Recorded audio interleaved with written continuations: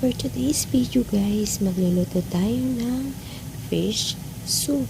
Ayan, Chinese recipe po to. So ito yung aking ingredients, parsley and ginger, yung mustasa natin, at yung maliliit nating isda, and yung fish meat.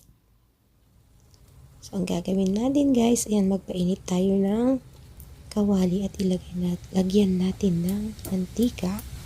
Tapos slice of ginger. And then, pag golden brown na yung ginger natin, ilalagay na natin ang ating maliliit na isda. So, maliliit lang yung ginamit ko dito guys kasi hindi naman natin kakailanganin yan. Yung soup lang talaga ang kukunin natin. So, ayan, nilagyan ko ng konting asin. So, ayan guys, halo-haloin lang natin hanggang sa medyo mag-golden brown ang ating maliliit na isda.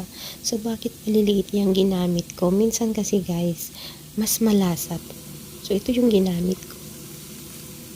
Ayan. And then, pwede tayo dito magdagdag ng konting black pepper or white pepper. Yan yung ilalagay nyo guys. At hindi mawawala ang ating cooking wine para tanggal po ang amoy or yung lansa ng isda.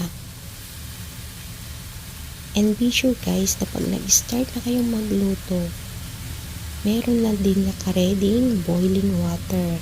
Yan yung gagamitin natin. Ayan. So bakit boiling water?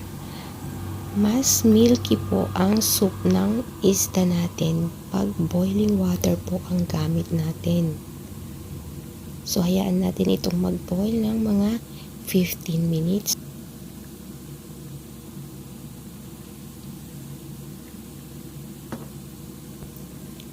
And magdadagdag ako ng konting wine. So, ganyan yung outcome guys.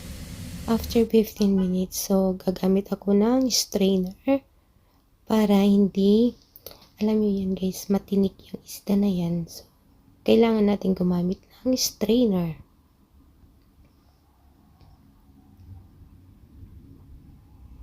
So, yan, itatapon na natin. At yung natira or yung soup, yan yung gagamitin ko. So, ayan, ipakulo natin ito. Pag nag-boil na, ayan, ilalagay ko ngayon ang ating fish meat.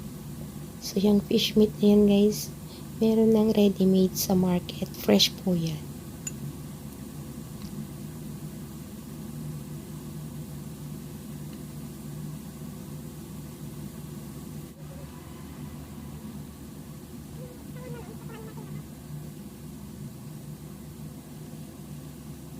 Ayan po guys, nalagay ko na lahat ang fish meat. So, hayaan natin itong kumulo at hayaan natin maluto ang fish meat natin. Bago ilalagay yung mga iba pang sahog na gulay or yung parsley natin. So, ayan, nagdagdag ako ng slice of ginger para mas mabago ang soup natin. So, habang niluluto natin, nilagay ko na ang ating mustasa. So, pag nagsisigang kayo guys, masarap ang gulay na mustasa na pangsigang, lalo na pag sa isda.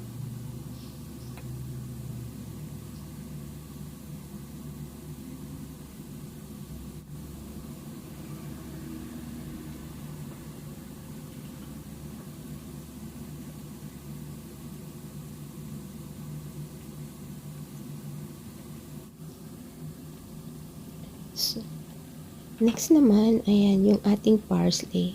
Pampabango, mas mabango ang ating soup pag nilagyan nyo yan ng parsley. Hindi nyo na yan maaamoy yung lansa ng isda.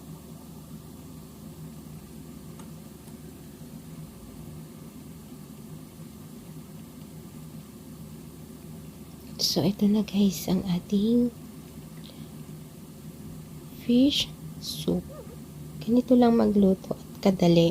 Kaya pag nagmamadali kayo, pwede nyo na itong lutuhin para sa iyong mga amo. Pwede nyo nang dagdagan yan ng noodles guys.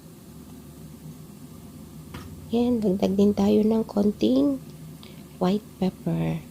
At yung lasa naman, ayan, pwede kayo magdagdag ng salt. So, ito na guys ang ating fish soup. Thanks for watching. Bye!